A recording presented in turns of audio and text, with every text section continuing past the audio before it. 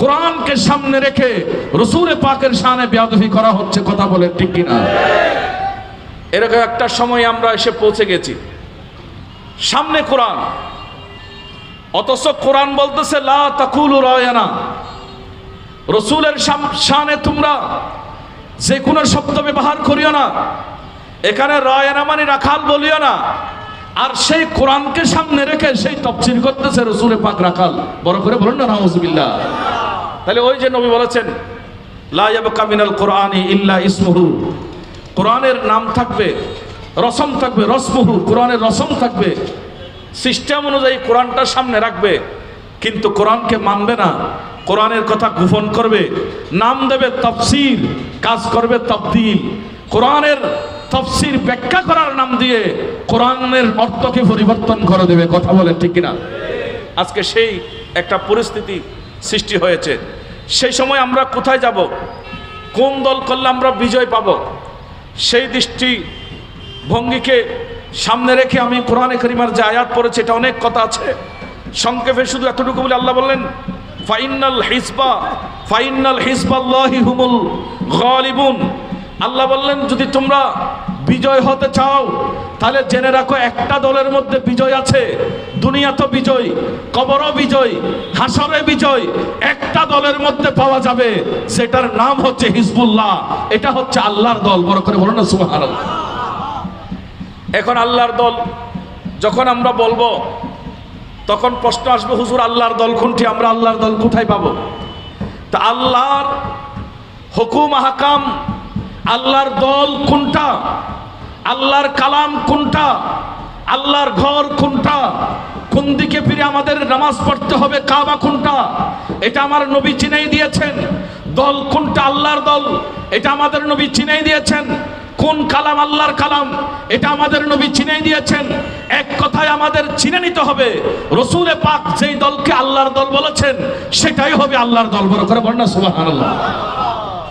আজ আমরা একটা জিনিস আমাদের বুঝে আসে না, আমরা যখন পরিবারে যাই তখন আমাদের পারিবারিক পরিচয় থাকে আমি সুন্নি, কথা বলেন নাকি? আমি একটা জিনিস ভাবি, এই যে আমাদের 12 রবিউল আউয়াল জুলুস হয় চট্টগ্রামের মধ্যে, জুলুসের মধ্যে 50 এবং 60 লক্ষ মানুষ আমরা দেখি।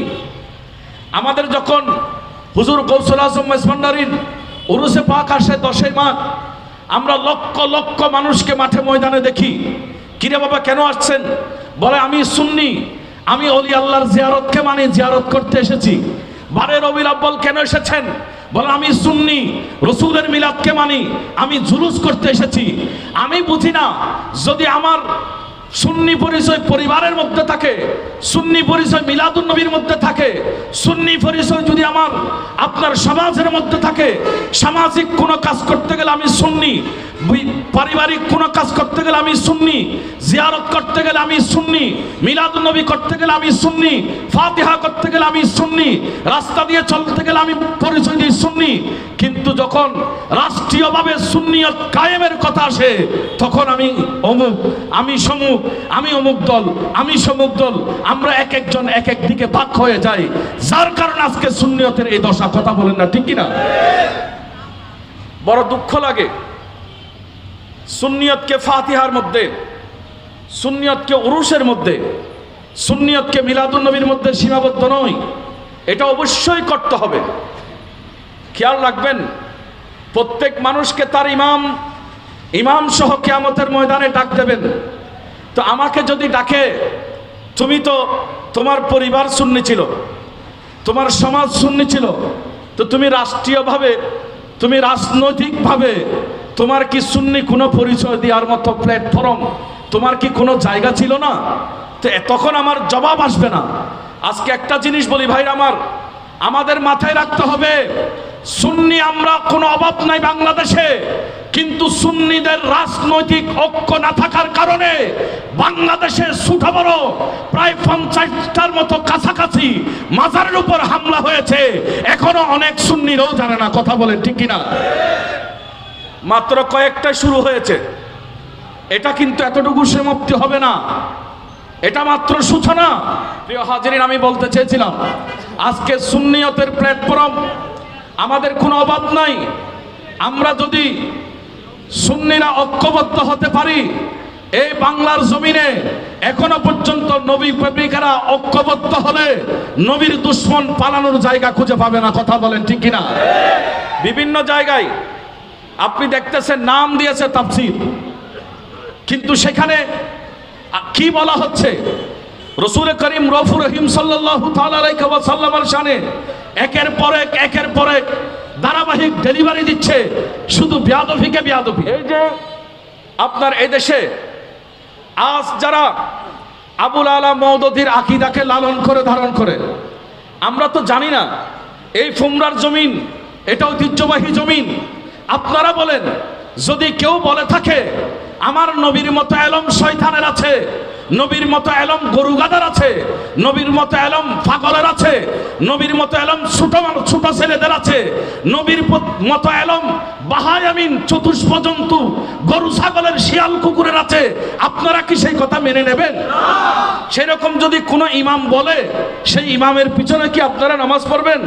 তা আজকে বড় দুঃখ লাগে, মুসলমান দাবি করে মাথায় টুপি দিয়ে তাফসীরের নাম দিয়ে সেখানে রাসূল পাকের সেই এলমকে অস্বীকার করা হচ্ছে, নবীর ইলমে গায়েবের সাথে আপনার চতুষ্পদ পশুর জ্ঞানকে মিলাচ্ছে, আবার তারা নিজেদেরকে মুসলমান দাবি করছে। তাহলে বুঝতে হবে তারা মুসলমান নয়, তারা মুসলমানের লেবেল লাগাইছে। মুসলমানের কি লাগাইছে? আজকে আবুল আলা মওদুদির আকীদা, আমাদের ছেলেরা কোথায় যাচ্ছে একটু করে দেখেন। কোরআনে কারীম যখন আপনি খুঁজবেন, সেখানে ওয়াজাদাকা দাল্লান ফাহাদা, এখানে মোবাইল যদি কারো থাকে, মোবাইলে আপনারা যারা কোরআন পড়েন দেখেন, সেখানে আপনি কোরআনের আয়াতের 7 নম্বরের আয়াতের যখন আপনি বাংলা অনুবাদ চার্জ দেবেন, সেখানে লিখেছেন ওয়াজাদাকা দাল্লান, মানি রাসূল আল্লাহ আপনাকে পথহারা পেয়েছেন। আরো বড় করে বলেন না, তার মানে নবীকে আল্লাহ গুমরা পেয়েছে, উনি বুঝাতে চাচ্ছেন। আচ্ছা, যারা কোরআনের অর্থ করতে গিয়ে রসুলকে গোমরা বলে, এই দলালের কতগুলো অর্থ আছে আর খুঁজে পাই নাই। একটা শব্দের তো আপনার শতাধিক অর্থ আছে, আপনি বাকি শব্দগুলোর অর্থ খুঁজে পান নাই, এই অর্থ খুঁজে পেয়েছেন। তাহলে বুঝে যাচ্ছে এই অর্থ দিয়ে আপনার ভিতরে কি আছে, অর্থের মাধ্যমে আপনি ব্যবহার করে এটা জাতিকে জানিয়ে দিয়েছেন আপনি রসুলের আশেক নন, আপনি হলেন নবীর দুশমন। কথা বলেন ঠিক কিনা? এই অনুবাদগুলো আমাদের ছেলেরা পড়তেছেন, তাহলে কোথায় হবে? আজ থেকে কয়েক বছর পরে পাবে কি? আমার আফসোস লাগে, যাদের মুখ দিয়ে রসুলকে প্রস্পষ্ট এই শব্দ ব্যবহার হয়, তাদেরকে আবার তাফসীরের নাম দিয়ে মাহফিল করার সুযোগ কিভাবে দেওয়া হয়? এখনো পর্যন্ত বাংলার প্রত্যেকটা গ্রামে গ্রামে আপনি যখন খুঁজবেন, তখন দেখবেন এখনো পর্যন্ত নবী প্রেমিক রয়েছে। গত কয়েকদিন আগে আমি শিলক গিয়েছিলাম, আমাদের রাঙ্গুনিয়ার কথা বলতেছি। সেখানে যেখানে আল্লামা শফির বাড়ি আছে, সেই এলাকায় ফাকিয়াটিলার একজন মুরব্বী, 105 বছর বয়স হয়েছে। উনি যখন আমাকে দেখলেন, বলতেছে, হুজুর আমাদের এই বাড়ির মসজিদে আমার এখন 105 বছর বয়স, আমি আজকে থেকে, আমার বয়স যখন 15 বছর ছিল, 20 বছর ছিল, তখন এই মসজিদে মিলাদ কিয়াম দেখেছি। এই মসজিদের মানুষ বড়জুর কাবলা নুরুস সাফা নঈমী রাহাতুল্লাহ নকশবন্দি যেভাবে নামাজ পড়েছেন সেভাবে পড়েছে। এর পরবর্তী দেখলাম আবার নামাজ এসেছে, মিলাদ কিয়াম চলে গেছে। এখন দেখতে দেখতে এখন আমরা দেখতেছি আমাদের এলাকার মসজিদের মানুষ সিনার উপর হাত বাঁধতেছে। হুজুর 100 বছরের মধ্যে যদি 3-4 রকম পরিবর্তন দেখি, জানি না আল্লাহর কয়েক বছর বাঁচা রাখলে কিরকম দেখি। সেজন্য আমি এখনো ফাকিয়াটিলা নামাজ পড়ি না। আমি 105 বছর বয়সে জুমা যদি পড়তে পারি, আমার শরীরে কভার দে, আমি সেদিন এখনো মরিয়মনগর চলে যাই। কি অবস্থা, কি সৃষ্টি হচ্ছে, সমাজ কিভাবে পরিবর্তন হচ্ছে, আমরা কোথায় আছি? আমি বলবো, এই সমাজের রূপ, এটাকে যদি পরিবর্তন করতে চান, এই সমাজকে যদি সুন্নিয়তের সমাজ বানাইতে চান, এই সমাজকে যদি সুন্নিয়ত দিয়ে সাজাইতে চান, আমার ভাইরা শুধু তরিকতের মধ্যে সীমাবদ্ধ থাকলে হবে না। সমস্ত তরিকতের সংগঠন আমরা মানি, মাথার তাজ। আমার পীর আমার অতি শ্রদ্ধেয়, আমার সুন্নি ওলামায়ে কেরাম আমার কাছে অতি শ্রদ্ধেয়, আমার সুন্নি ভাইরা আমার কাছে অতি শ্রদ্ধেয়, আমার সুন্নির সমস্ত দরবার শ্রদ্ধেয়। সবাইকে শ্রদ্ধা রেখে মাথায় রাখতে হবে আমাদেরকে রাজনৈতিকভাবে একই প্ল্যাটফর্মে আসতে হবে। কথা বলেন ঠিক কিনা? আমরা যারা ইসলামী ফ্রন্ট করি আমরা তো মাথায় হাত দিয়ে বলতে পারবো ইসলামী ফ্রন্টের লক্ষ্য উদ্দেশ্য হচ্ছে সুন্নিয়ত ভিত্তিক দেশ গঠন করা। ওলামায়ে কেরামের সুন্নি ওলামায়ে কেরামের ইচ্ছা চাহিদা এই দেশের মধ্যে সুন্নিয়ত বাস্তবায়ন হোক, রাসূলের শানে কেউ বেয়াদবি করলে তাকে দৃষ্টান্তমূলক শাস্তি দেওয়া হোক। আপনারা বলেন এই কাজটা কি সঠিক নাকি ভুল? এই কাজগুলা করলে আমাদের কিসের লজ্জা? কারণ আমি তো হকের মধ্যে আছি। আমি বলবো নামাজ পড়া যেমন ফরজ, একজন মানুষের জন্য ইসলামী রাজনীতি করা এটাও ফরজ। আজকে আমরা ফরজ শুধু নামাজের ভিতরে সীমাবদ্ধ রাখলে হবে না, আমরা শুধু ফরজ এটা ভাবলে হবে না, ইসলামী রাজনীতি করা এটা আমাদের জন্য দরকার। আমরা কোথায়? আমাদের এই জিনিসগুলো মাথায় নাই। আজ যদি বাংলাদেশের পার্লামেন্ট সুন্নিয়তের পার্লামেন্ট হতো, এই দেশে মিলাদুন নবীর বিপক্ষে মিলাদুন নবীর তাবরুককে পায়খানা বলার সুযোগ পেত, সাহস পেত? আজকে রসুলকে রাখাল বলার সাহস পেত, রসুলকে সিক্স প্যাড বলার সাহস পেত? তাহলে ওদের অন্তরে ভীতি থাকতো, ভয় থাকতো, অন্ততপক্ষে চিন্তা করত এটা সুন্নিয়তের পার্লামেন্ট। আমরা সুন্নিরা চাই কারোর সাথে ঝগড়া নয়, ফাসাদ নয়, বন্ধুত্ব সুলভ আচরণ দিয়ে আমরা সুন্নিয়তের কাজ করতে চাই। আপনি একটা পাবেন এখানে যারা আমাদের ইসলামী ফ্রন্টের নেতারা আছেন, ইসলামী ফ্রন্টের সদস্যরা আছেন, যুব সেনার ছাত্র সেনার দায়িত্বশীলেরা আছেন, কেউ কি বলতে পারবে এরা একদিনের জন্য কোথাও চাঁদাবাজি করেছে? কিরে ভাই বলেন না? আরে এটা তো দূরের কথা, আপনি সমস্ত থানাগুলোতে সংশ্লিষ্ট উপজেলার দুষ্কৃতকারীদের লিস্ট থাকে। কে কে এই উপজেলার মধ্যে গুজরালা, কে কে ডাকাত, কে কে সন্ত্রাস, কে কে মানুষ মারার আশঙ্কা আছে কার কার, এগুলোর একটা তালিকা আপনার প্রশাসনের কাছে থাকে, পুলিশের কাছে থাকে। আমি তো নির্দ্বিধায় বলতে পারবো সারা বাংলাদেশের প্রত্যেকটা থানায় যদি আপনারা গবেষণা করেন, একজনও আমার বিশ্বাস সেখানে ইসলামী ফ্রন্ট, যুব সেনা এবং ছাত্র সেনার কর্মীর নাম পাওয়া যাবে না। কথা বলেন ঠিক কিনা? সেই দল আজকে ৪৫ বছরের মধ্যে দুর্নীতির মামলায় আসে নাই, যেই দল ৪৫ বছরের মধ্যে চাঁদাবাজির মামলায় আসে নাই, যেই দল ৪৫ বছরের মধ্যে গুম এবং হত্যার মামলায় যেই দলকে আপনার ছুঁইতে পারে নাই, সেই দলের নাম হচ্ছে ইসলামী ফ্রন্ট। এখন ইসলামী ফ্রন্ট গুম হত্যা না করে আপনি বলতে পারেন হুজুর ক্ষমতায় কিভাবে যাবে?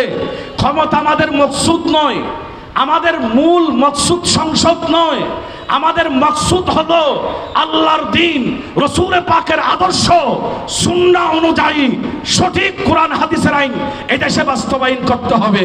আর এটা যদি আপনি চান তাহলে আপনার কয়েকটা উসিলা লাগবে। এমনি এমনি কোরআন হাদিসের আইন এদেশে বাস্তবায়ন হবে না। হুজুর কিভাবে হবে? এটা যদি আপনি চান তাহলে কিছু উসিলার প্রয়োজন হয়, সেখানে একটা উসিলা হলো সংসদ। এখান থেকে আইন বাস্তবায়ন করতে হবে, জায়গা পর্যন্ত পৌঁছাইতে হবে, নাহলে আপনি জায়গা বরাবর যেতে পারবেন না। তো আমি বলবো আমাদের মাকসুদ ওঠা নয়, আমাদের মাকসুদ হচ্ছে কোরআন হাদিস সুন্নিয়ত ভিত্তিক সমাজ প্রতিষ্ঠা করা। কথা বলেন না ঠিক কিনা? আচ্ছা আপনারা বলেন, যেই সংগঠন সুন্নিয়ত এবং সুন্নতের কথা বলে, আজকে আপনারা দেখেন যেখানে যেখানে সুন্নিয়ত বিরোধী কার্যকলাপ হয়েছে, জালালউদ্দিন আল কাদেরীকে যখন আপনার জমিয়তুল ফালাহ জুতা মেরেছেন, মাঠের মধ্যে কারা বের হয়েছিল? আপনি যদি খবর নেন দেখবেন সেখানে মাঠের সর্বপ্রথম যারা বের হয়েছে এরা হলো ইসলামী ফ্রন্ট, এরা হলো যুব সেনা, এরা হলো ছাত্র সেনা। এবং সেখানে যিনি শাহাদাত বরণ করেছেন উনিও অন্য কেউ নয়, উনিও ছিল আমাদের ছাত্র সেনার কর্মী। আপনি এইভাবে আল্লামা নুরুল ইসলাম ফারুকীকে যখন হত্যা করেছে একজন আপনার ধর্মীয় লিডার, যিনি সারা বাংলাদেশ নয়, যাকে সারা পৃথিবী চিনেন, এরকম একজন ইসলামিক স্কলার যিনি সুন্নিয়তের সেই ঝান্ডাকে বুলবালা করেছেন, সারা পৃথিবীতে কোথায় কোথায় সুন্নি আছেন, কোথায় কোথায় সুন্নিয়তের নিদর্শনগুলো আছেন, এগুলো জাতির কাছে তুলে ধরেছেন। আর সেরকম একজন ইসলামিক স্কলারকে যখন বাংলাদেশের এই জমিনে ঘরে ঢুকে আপনার বেশি রাত না, মাত্র মাগরিবের পরে এশারের আগে যখন গরুর মতো জবেহ করে দিয়েছে, অনেক সুন্নিত ছিল, কিন্তু কোন সংগঠন মাঠে এসেছে? যদি আজকে কুইজ ছেড়ে দেন, বাধ্য হয়ে লিখতে হবে সুন্নি আলেম। উনি ইসলামী ফ্রন্টের বড় কোনো দায়িত্বশীল ছিলেন তাই না, উনি কোনো বড় নেতা ছিলেন এটা না, উনি ইসলামী ফ্রন্টকে কোটি কোটি টাকা দিয়েছেন এটা না, উনি ছাত্র সেনাকে বড় টাকার বান্ডিল দিয়েছেন তাই না, যুব সেনাকে বড় বান্ডিল দিয়েছেন তাই না, কিন্তু এরা কেন মাঠে নেমেছে? ওই এদের লক্ষ্য উদ্দেশ্য ছিল উনি একজন সুন্নি ছিলেন। তা আমরা বাকিরা কোথায়? 60 লক্ষ সুন্নি যদি রাস্তায় পড়ে থাকে, যতক্ষণ নুর ইসলাম ফারুকের বিচার হবে না আমরা ঘরে ঢুকবো না। আপনারা বলেন বিচার না করে কি যাওয়ার কোনো সুযোগ আছে? তো কোথায়? এগুলা কে বলবে? এগুলা বলতে গেলে বিপদ। এখন আমাদেরকে বানায় আবার অনেকে মাসার বিরোধী। আমি বলেছিলাম, আমার বক্তব্য স্পষ্ট ছিল, মাজারে ডুল বাজান কোনো মানা নাই। আল্লাহর প্যারা রাসূল যেদিন দুনিয়াতে এসেছিলেন সেদিন দব বাজিয়েছে, রওয়ায়াত আছে। রাসূল করিম সাল্লাল্লাহু আলাইহি ওয়াসাল্লাম মক্কা থেকে মদিনাতুত তৈয়বা হিজরত করেছিলেন, সেখানে দব বাজিয়েছে, রওয়ায়াত আছে। এগুলা দিয়ে, হাদিস দিয়ে, এছাড়া আরো অসংখ্য হাদিস দিয়ে ডুলের প্রমাণ করেছেন। এটা জায়েজ, ইবাদত ধরে নিলাম। তাহলে ইবাদত করবে কে? আমার প্রশ্ন হলো, আমরা জানি ইন্নামাল মুশরিকুনা নাজাসুন, যারা মুশরিক মূর্তি পূজা করে এরা নাফাক, অপবিত্র। তো ডোল বাজান যদি ইবাদত হয়, ওই নাফাক মানুষ কেন ডোল বাজাবে? ইবাদত তো আমি আপনি করতে হবে। কথা বলেন ঠিক কিনা? আমি এটা বলেছিলাম। ডুম, এই ডুমেরা ব্যান্ড পার্টি ডুমেগুলা, এগুলা কেন ডুল বাজাবে? ডুল আমরা ফিরেরা বাজাবো, আমরা ওলামাই কেরাম বাজাবো, সুন্নি ভাইরা বাজাবে, পবিত্ররা বাজাবে। আমি এই কথাটা বলেছি। অনেক সময় আমাদেরকে ট্যাগ লাগাই, বলো জন্য ডুলের বিরুদ্ধে বলেছেন। আমি বলছি না, গৌসুল আজম মাইজভান্ডারি যে ডুল বাজাইছেন সেটা বাজান, শ্যামার যে শর্ত সারাই আছে এগুলা দিয়ে শ্যামা করেন, এগুলো আমরা কখনো নাজায়েজ বলি নাই। আমাদেরকে আবার এগুলার ওদিকে ট্যাগ লাগাইতে চাই। আমাদের বক্তব্য স্পষ্ট, আমরা ডুল বন্ধ করতে বলি নাই। মুশরিক দিয়ে ডুল বাজানো এটা ইবাদত হলে মুশরিকেরা কিভাবে ইবাদত হবে? এরকম হলে তো আমি নামাজ না পড়ে বাইরে দাঁড়িয়ে থাকতে পারি, মুশরিক একজনকে টাকা দিয়ে মসজিদে তুমি জমার পরিবর্তে নামাজ পড়ে দাও। কিরে কথা বলেন না? কি আপনারা কষ্ট পাচ্ছেন? এই কথাটা আমি বলেছিলাম, ইবাদত আমরা করি, এই জিনিসটা আমাদের স্পষ্ট বক্তব্য ছিল। আজকে আমি শেষ কথা, আমরা যে দরবারের মুরিদ হই না কেন, সমস্ত সুন্নি দরবার আমাদের মাথার তাজ। ওলি আল্লাহদের বিরুদ্ধে করার কোনো সুযোগ? এদেশের ওলি আল্লাহদের হানাইকা থেকে ইসলাম এসেছে। বাবা শাহজালাল আমিনী না আসলে আমাদের পরিচয় খুঁজে পাওয়া যেত না। গৌসুল আজম মাইজভান্ডারির মতো শখসিয়ত আমাদের এখানে না আসলে আমাদেরকে খুঁজে পাওয়া যেত না। আজকে বড় বড় ওলি আল্লাহদের সবকাইতে আমরা ঠিক আছি, সুন্নিয়ত ঠিক আছে। শাহী সিরকুরের মতো জাতে পাক দেশে না আসলে জামিয়ার মতো নূর কিস্তি আমরা পেতাম না, হয়তো বিপদে পড়তাম। এভাবে ওলি আল্লাহদের এক একটা আপনার অবদান অস্বীকার করার কোনো সুযোগ নাই। সমস্ত ওলি আল্লাহর আমাদের মাথার তাজ। তরিকতের সংগঠন যে যেটা করি আমাদের মাথার তাজ। আমরা সর্ব তরিকতকে শ্রদ্ধা করি, কিন্তু প্রত্যেক তরিকতের ভাই আপনি তরিকতকে পরিচয় দিয়ে রাজনৈতিক দল থেকে দূরে থাকবেন, এখানে আমি সকলের কাছে আবেদন জানাবো। আমরা তরিকত করব, সাথে সাথে সুন্নিয়ত ভিত্তিক ইসলামিক রাজনীতি বাংলাদেশ ইসলামী ফ্রন্ট করব। কথা বলেন ঠিক কিনা? এই না হলে কিন্তু পিঠ বাঁচানোর সুযোগ নাই। এখন তো আমরা বাক হয়ে গেছি।